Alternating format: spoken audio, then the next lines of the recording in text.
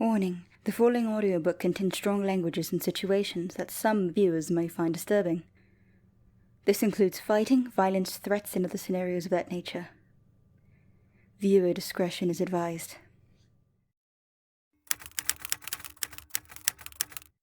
Chapter 4. How does darkness never rest?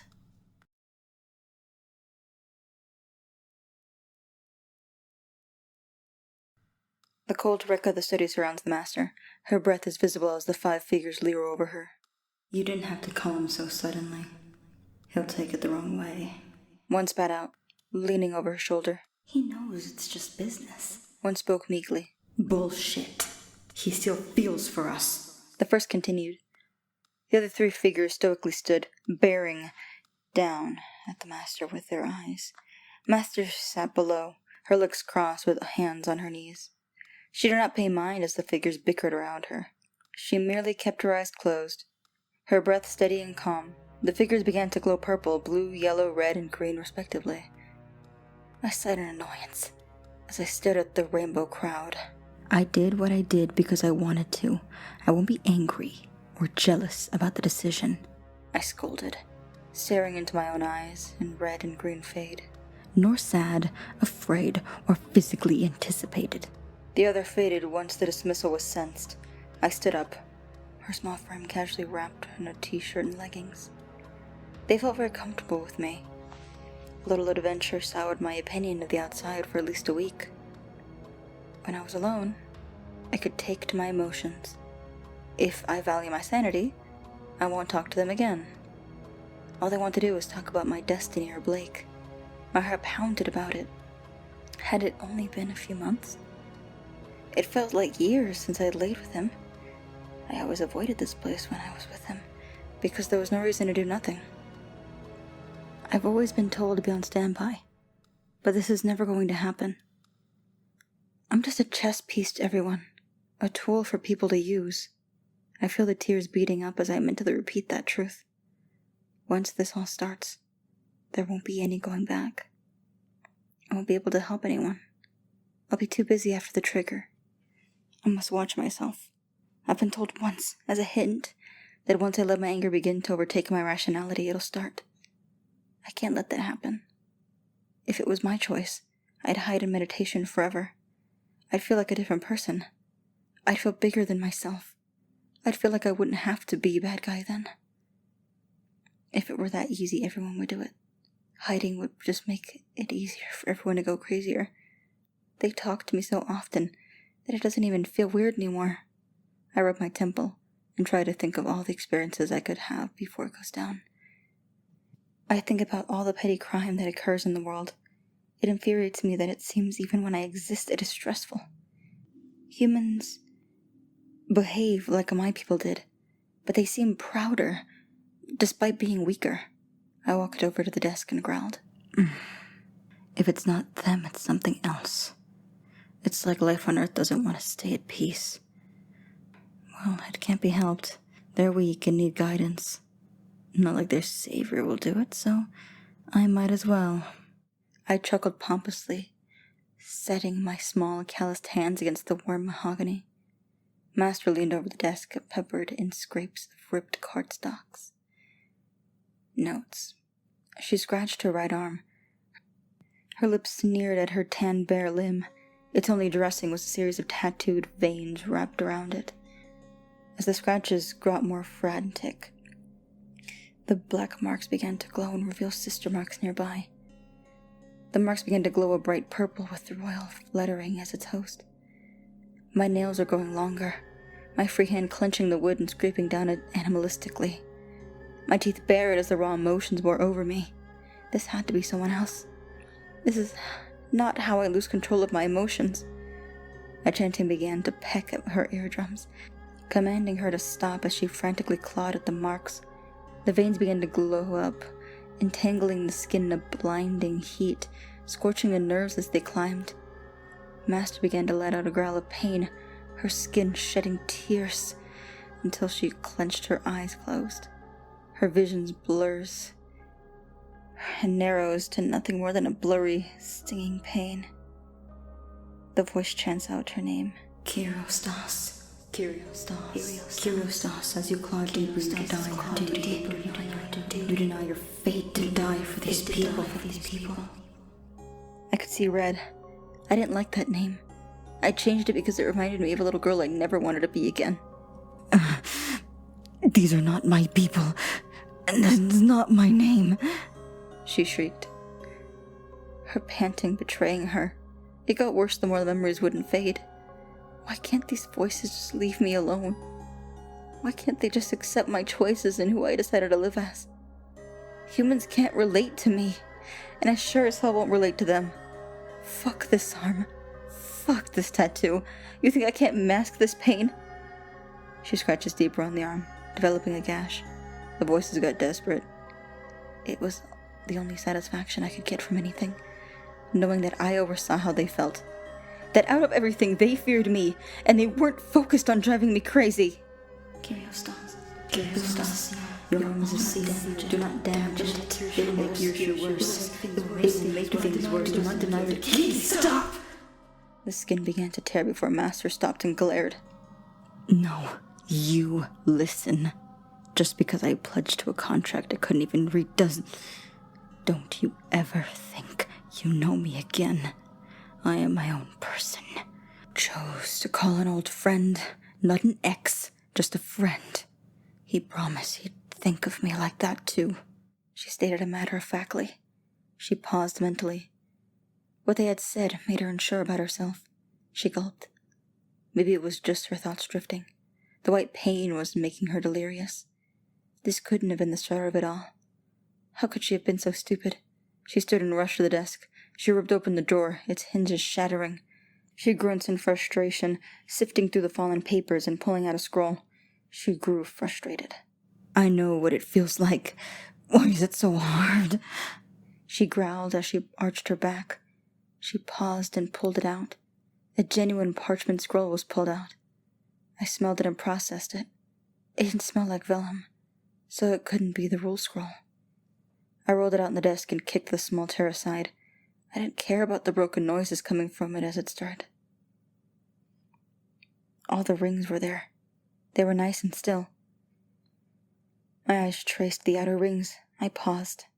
I felt my own liquid flowing down my arm and pulling at my flat wrist. My hand still kept the scroll open on the desk. I traced again and again, reading the foreign text along the borders. Yet the fact remained. The utmost sphere was now orbiting. I had started the end of the world because I panicked. I started it because I couldn't keep my cool, just like the angel said. The angel had been right, and now it was all my fault.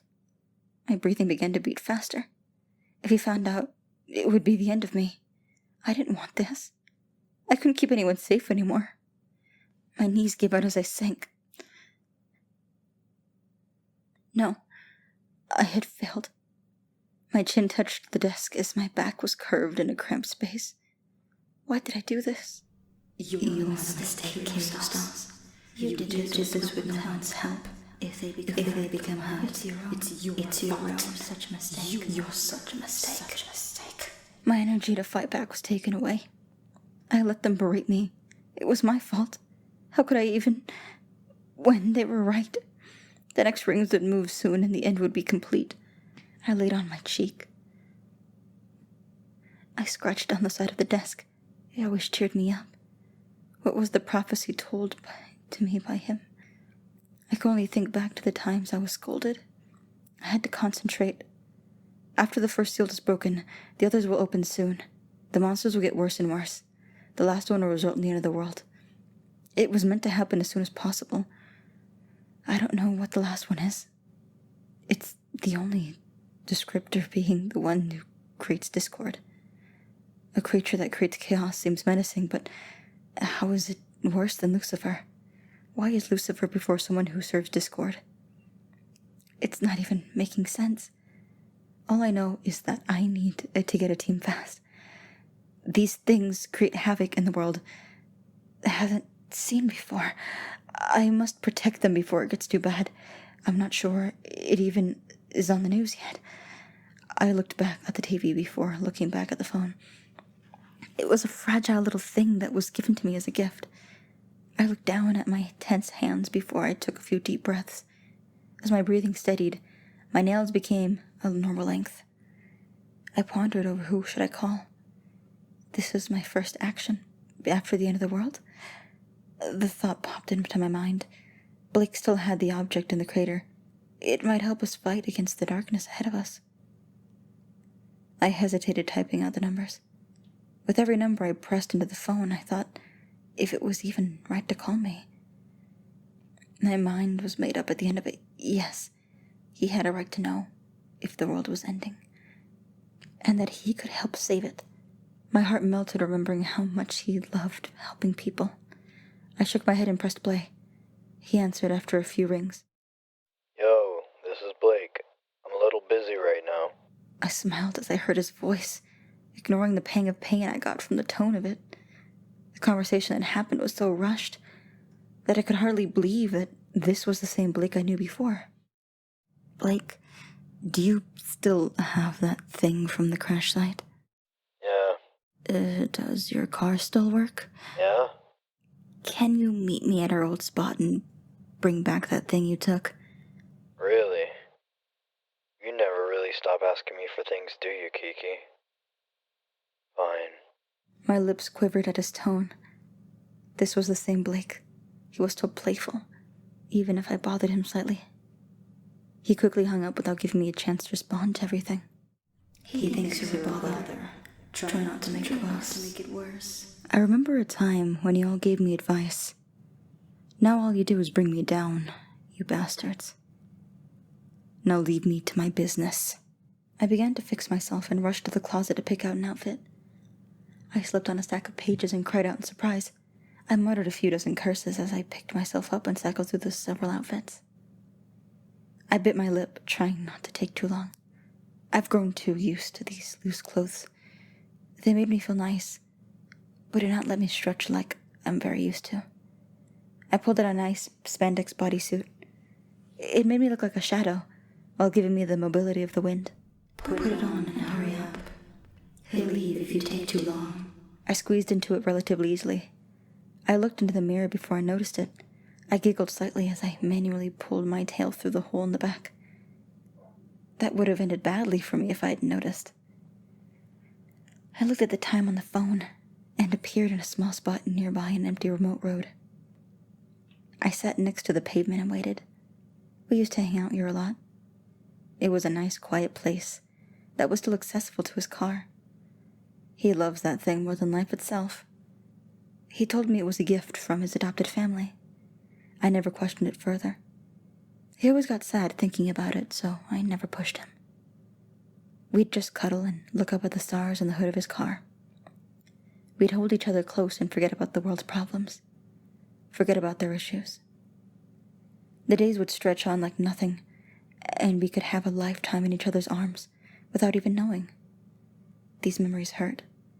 This place hurts. But I can never leave it, because it holds goods too. I love what happened here. It's also a secret place Kirsten wasn't aware of. I didn't need her butting in and trying to lecture me on the best way to save the world. I looked at the trees following the sounds of owls and crickets. If Blake took too long, I might hunt one. These instincts are very hard to hide when I'm around him. Though he never seemed to be embarrassed of me. I was grateful that he never hid me from his family or his allies. That might have been because of my strength. I flexed my arms and fingers, watching the muscles bulge from the locations. I am as slender as many female humans, but if you were to look too closely, you'd see my strong legs needed to keep my speed when I changed my form. I never showed Blake that form, and I hoped I'd never have to. I could reach for it, and use a fraction of its strength without looking like a beast. I took advantage, as I risked losing control and never coming back. I will never let that happen. I refuse to become another animal shown on TV that goes on a rampage. I will not be put down like a zoo creature. Suddenly, my ear twitched. I heard something coming up the road. It must be Blake. No one else goes through this abandoned route. I knew the second I heard the blasting rock music. I smiled and stood quickly. Blake parked slowly in front of me. I squinted at the bright lights shining in front of the car. My heart beat as the music cut out and he climbed out nonchalantly. He looked at me with those piercing eyes, paralyzing me where I stood. I missed him. There was no denying it. I wouldn't let that shine through. We're just friends now. Welcome everyone who made it this far, and I'm very happy if you did. I do plan on making a lot more content for this, and even branching out this story with maybe even my previous timelines of events on the internet. And I really hope you stay for the ride. I hope you enjoyed yourself here. And you stick with us for the rest of the chilling story. If you guys haven't heard on my Twitter, I have ceased giving away any free copies of my book. I did give them a lot freely before, but there was not a lot of interest, and I'm sorry if this is your first time hearing about this. Maybe if there's more of a uproar, I might give a few more copies out. If you are interested in reading the rest of the story without any of the, any of my bad narration, I'd like to give a quick shout out to Succjuana, who helped me by voicing Blake. And, well, try your best to contain your excitement. He's an amazing guy, and he gets really shy when he voices anything. So I thought this would be a nice little warm up for them, Well, there will be more chapters coming very, very soon, I promise you. There's a big skip with them, so you won't be seeing every chapter that I have right in front of me, but chapter 5 will be out a few minutes after I finish this one, so you might be out by the time you finish this video.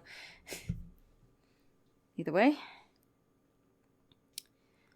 I will see you next time. I am bad at end cards.